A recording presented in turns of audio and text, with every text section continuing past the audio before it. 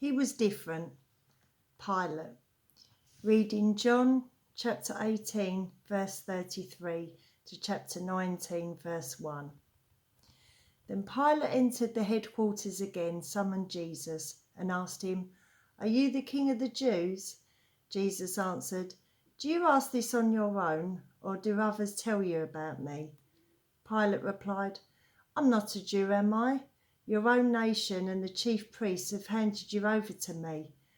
"What have you done?" Jesus answered. "My kingdom is not from this world. If my kingdom were from this world, my followers would be fighting to keep me from being handed over to the Jews. But as it is, my kingdom is not from here." Pilate asked him, "So you are a king?" Jesus answered, "You say that I am a king. For this I was born, and for this I came into the world, to testify to the truth. Everyone who belongs to the truth listens to my voice." Pilate asked him, "What is the truth?"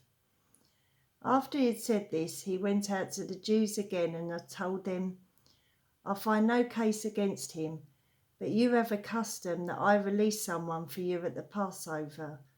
Do you want me to release for you the King of the Jews?" They shouted in reply, "Not this man, but Barabbas."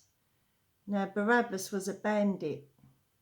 Then Pilate took Jesus and had him flogged. Meditation. He was different, I have to admit it. Not a bit like I'd expected. I'd heard the stories, of course. Who hadn't? Teacher, miracle worker, Messiah.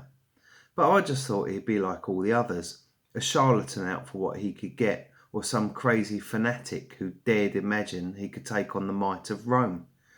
Give me 5 minutes and I'll usually break them down. A good flogging will see to that if all else fails.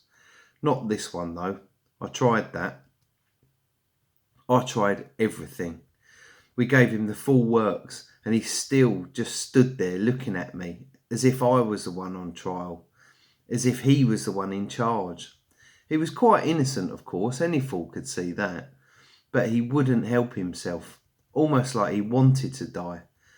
Maybe he knew it was useless. The crowds would never let me get away with it, though why they wanted him killed beats me. I had no choice. That's what I kept telling myself. It was my duty. And anyway, it was them, not me, who had the last word. Yet I can't help thinking that I should have done more, feeling guilty. My wife doesn't help, nagging me all the time.